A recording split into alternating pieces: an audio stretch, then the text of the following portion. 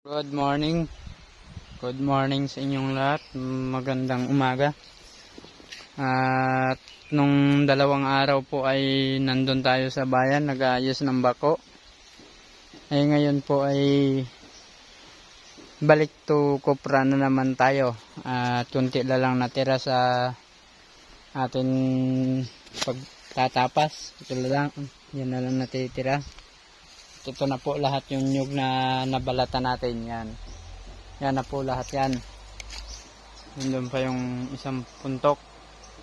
At mamaya po ay tayo ay maglalatak at lulutuin na natin para bukas ay magkaroon na tayo ng pera. Kasi may bagyo na naman, bagyong Juan. Si Juan ang bagyo. Malakas daw yun si bagyong Juan.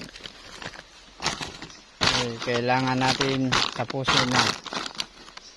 Kasi hugot-hugot lang naman tayo kahapon. Kahapon kasi may tinawagan naman magpagawa ng bako. Kaya napunta naman tayo sa bako kahapon. Halos 2 araw ako na hindi nakapunta dito sa kasi nag-ayos nga ng bako. Ngayon balik to Kopra na naman. Ganyan lang talaga ang buhay ng mga kahit tayo'y pilay ay masikap at tiyaga lang para mabuhay. At tatapusin natin magbalat. Lagyan lang natin dito yung cellphone natin hanggang sa nagbabalat tayo.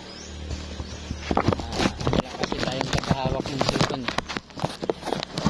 Medyo mahirap. Ayan. Okay. Kitang kita mga kapilay at mga aking mga followers.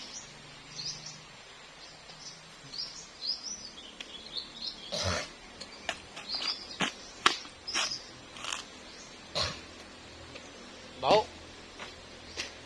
Walang laman.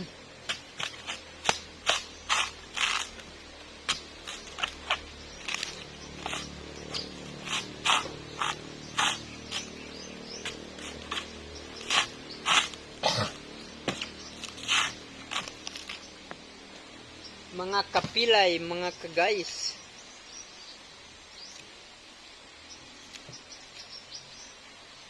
Kahit ganito lang ang live ko, okay lang.